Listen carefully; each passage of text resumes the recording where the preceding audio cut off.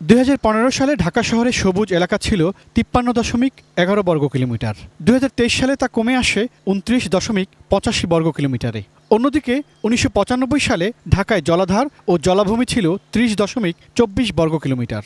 পরের 5 বছরে ওই জলাভূমির 11.82 বর্গ কিলোমিটার ভরাট করা হয়েছে।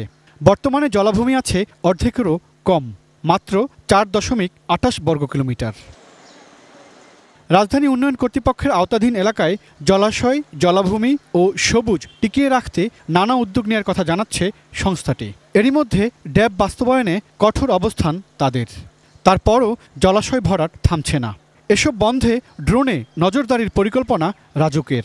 ঢাকা শহরে বেশিরভাগ ক্ষেত্রে অপরিকল্পিতভাবে নগরায়ণ হচ্ছে, অনেক ক্ষেত্রে জলাশয় ভরাট হচ্ছে।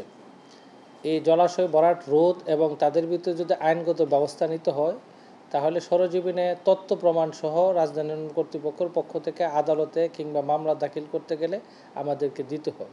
এবং অনেক ক্ষেত্রে দেখা যায় যে আমাদের পরিদর্শক এবং সার্ভেয়াররা সরেজমিনে যেসব তথ্য দিচ্ছে তা সঠিক তথ্য দিচ্ছে কিনা একজন কর্মকর্তা ঘরে বসে সেটা নিরূপণ করা কঠিন হয়ে পড়ে।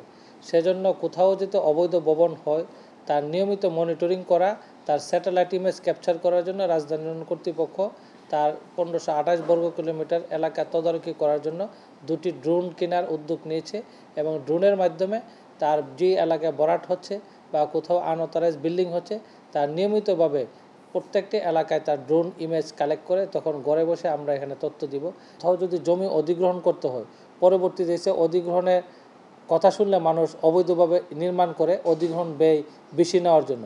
সেজন্য আমরা কোনো কারোর উপর ডিপেন্ডেন্সি ছাড়া এই এলাকার তথ্য নিয়ে দেব যে আমরা অধিগ্রহণ প্রস্তাবকালে এই এলাকার চিত্র কী ছিল, পরবর্তীতে কী হয়েছে। তাহলে দেখা যায় যে অবৈধভাবে যারা করেছে তারা আনঅথরাইজ, এটা প্রমাণক সহ সরকারের নিকট দাখিল করে সরকারের অনেক ক্ষেত্রে অধিগ্রহণ ব্যয় হ্রাস হবে। সেই তদারকির জন্য এখন ড্রোন টেকনোলজি সারা বিশ্বই করছে। সেজন্য আমরা জলাশয় ও সবুজ এলাকার জন্য আলাদা বৈশ্বিক মানদণ্ড আছে, তবে রাজধানী ঢাকায় তা অচল।